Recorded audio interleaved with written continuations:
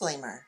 A bunch of stuff here today has a bit of fisheye distortion since my GoPro camera came handy due to the torrential downpour rains we were having.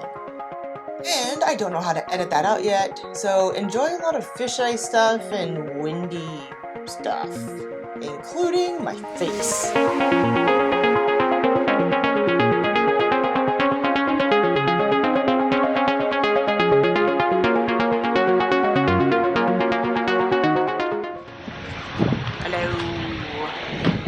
We're in Iceland, and it's more like Greenland than windy land. So let's go explore and see what there's to do.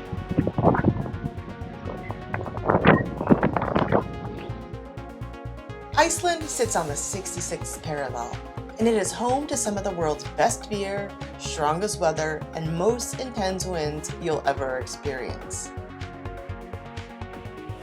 The streets we walk on today are a bit damp due to the massive storm that's in town, but the music and cheer coming from them was hard to miss.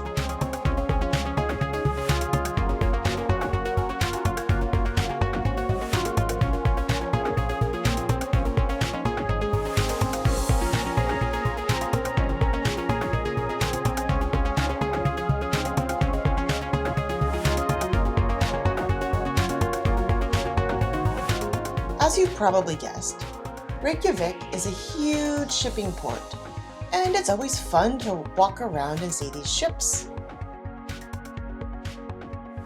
Shops along the dock are usually seasonally open, because what local person in their right mind would want to go out and walk in weather like this? Not anyone, which is why I'm here! Having been to Reykjavik a couple of times before, I know a couple of little nooks to duck in and hide from the weather. And there's this nice little place that I like to go in and warm up mid-adventure, free toilets, and my seat was open with a cold beer waiting for me. Thanks Reykjavik, you know me all too well.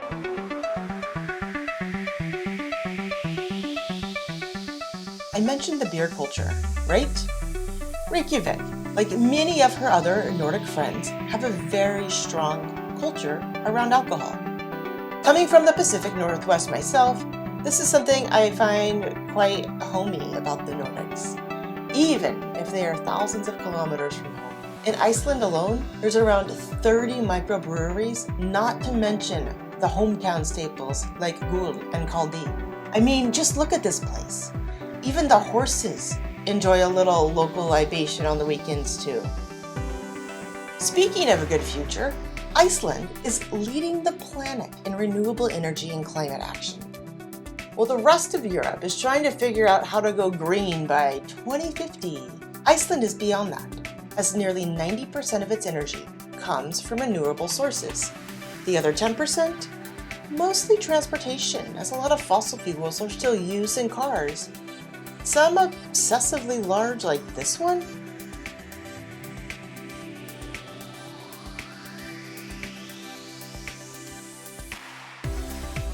Hiking in this forest though, you could pretty much walk anywhere. The only signs not to go somewhere are where the geothermals would literally burn you if you got anywhere near them. Which, considering the inclement weather, it was a really nice place to warm up a little bit.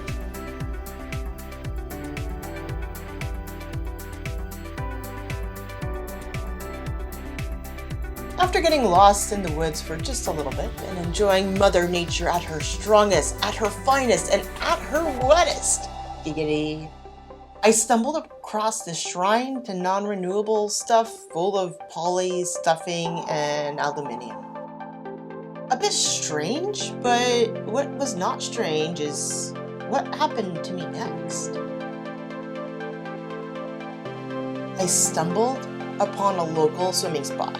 So step one, get in the super hot water, which was like 50 degrees Celsius. While most of the locals stayed in here for hours without getting out, I got a bit warm after a while and saw this bubbly thing in the ocean, so I decided to go venture out and see what it was. It's time to go for a swim. Burr. Like if it was some strong undertow that would just take me up into the Arctic Ocean, probably not the best idea. I don't know what the bubble is, but it's not warm. That kind of is warm. Let's just say that I stayed out in the ocean way longer than any local would recommend, and much longer than I did in the warm pool. But it was really surreal with it being about just a degree outside, and me sitting in this 12-degree ocean on top of this little geothermal hotspot thingy, and only feeling a little bit cold. Oh yeah, my face looks messed up too because I ate food I was allergic to the day before, and it was delicious, so thanks for asking. After the super long hike in geothermal, it was getting dark, so I decided to head into a local bookshop, found some cool stuff, and then I went to a museum, and well, that speaks for itself.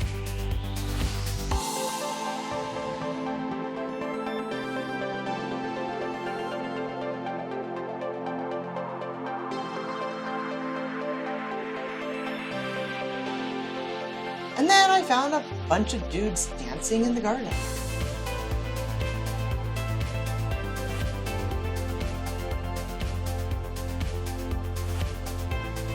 As always, Iceland scores 6 out of 5 stars in my book. Thanks for watching my Iceland adventure. Subscribe and stay tuned to next week, or who knows where I'll be then. Bye!